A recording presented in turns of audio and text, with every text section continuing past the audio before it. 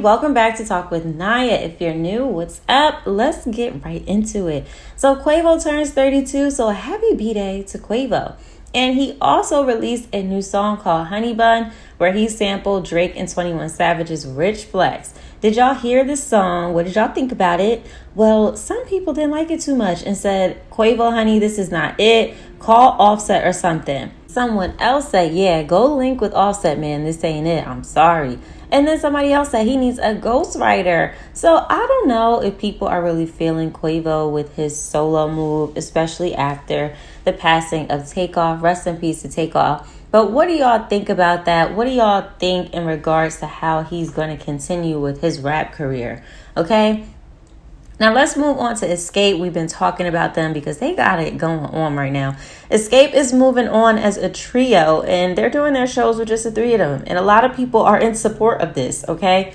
They're not including Lattocha. I don't even think Lattocha wants to be included because Lattocha was the one who was accused of stealing $30,000 from her sister / group member, Tamika Scott. Well, the new episode of their show, The Queens of R&B, came on last night on Bravo. So go catch that if y'all didn't. Or, if you haven't watched it, I definitely recommend. Now, we found out that Lattocha's husband, Rocky, was allegedly working with promoters and receiving kickbacks, which is basically getting extra money. So when the group was booking shows through this particular promoter they were talking about, they found out that Lattocha's husband was getting an extra little $20,000 from that promoter for being able to book the girls for that show. He's not their manager. He shouldn't be getting extra cuts. So the girls weren't aware of this. And of course, Lattocha was acting confused when the group brought this up and printed out the receipts of the text messages. They had proof that the promoter paid Rocky.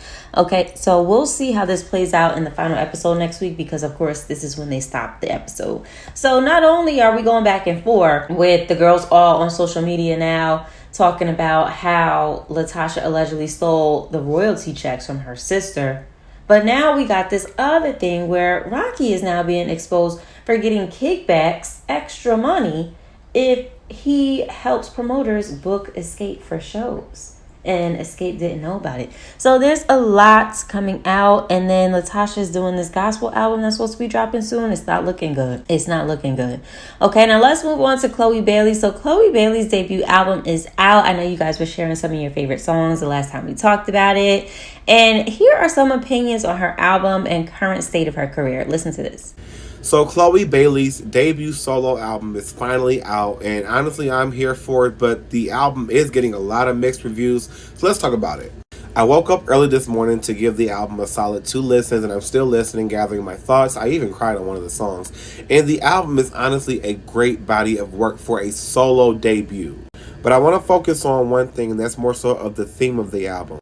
So in this body of work, she's giving a lot of representation of her heartbreak, of how she experiences love, about how she experiences her partners when the love is over. It's honestly very vulnerable. However, this is where I think people are kind of getting the mixed reviews from, and you're going to hate me for this opinion, but it's my opinion.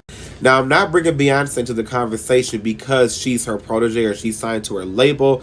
It's irrelevant. Honestly, I'm bringing her to the conversation because Beyonce did something very, very smart last year, and that was reading the room. Now, here we are not taking away from Chloe's talent.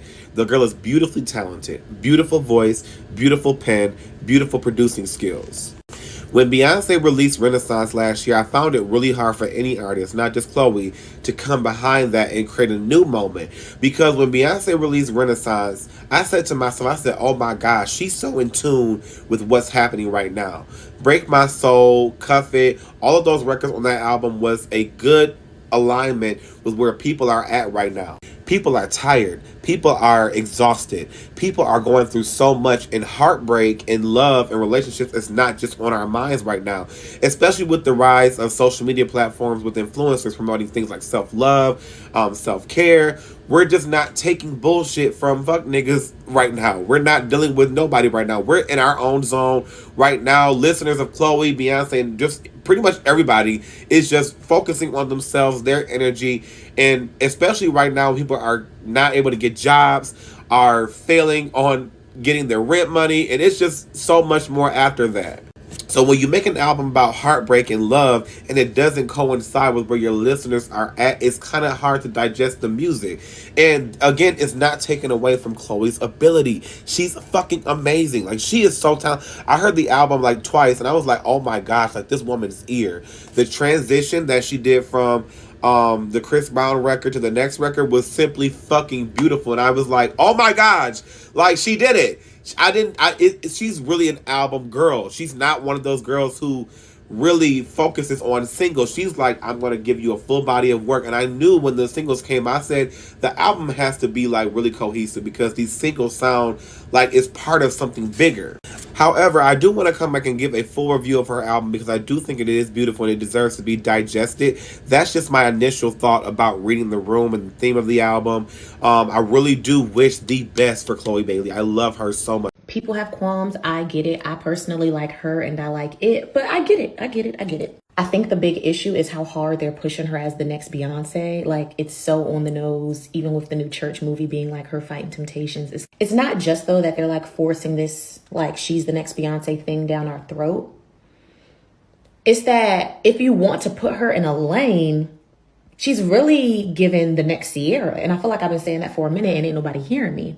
But I just mean like in the sense of like, Chloe is very Atlanta. Chloe's very like sweet girl, but she can be nasty. Like, she's given us Dance Break like never before. And I could absolutely see her in the future hanging with the hood girls while also like hanging with the Kim Kardashians and putting on her LA voice sometimes.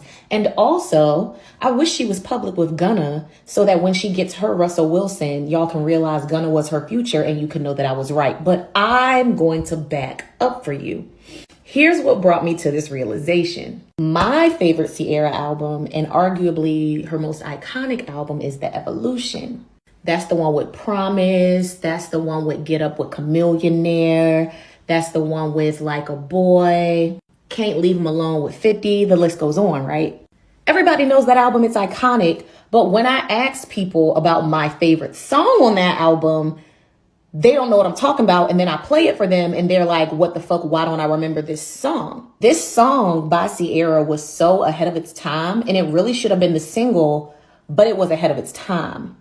Chloe Bailey's latest single, Body Do is Chloe's I Perceive. We're in a place where Body Do can be the single. So what do y'all think about that? Let me know. Chloe did post how happy she was. You know, her album is out and she's been waiting a minute, you know, like she's been waiting a minute. So I'm happy that she finally got to release her body of work. Now, lastly, let's chat about Latto and her new radio show. We talked about it a bit before because Chloe was on there as her first guest. A creator shares thoughts on Latto's radio show and says that Apple was probably being messy with choosing Latto to have her own show. And you know, Nicki has her own show, right? So let me show you what he had to say.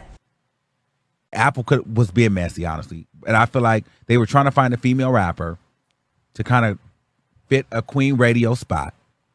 And I feel like Cardi B wouldn't do nothing like that because optically she's not dumb. She knows what that looks like. Meg is booked and busy, got her own things going on. She doesn't need to do that.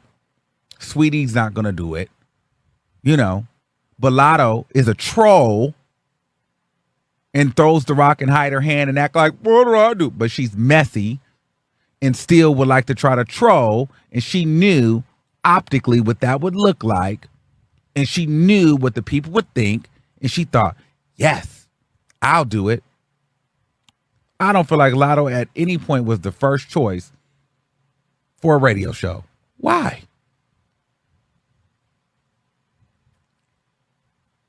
Why? What would be the reason?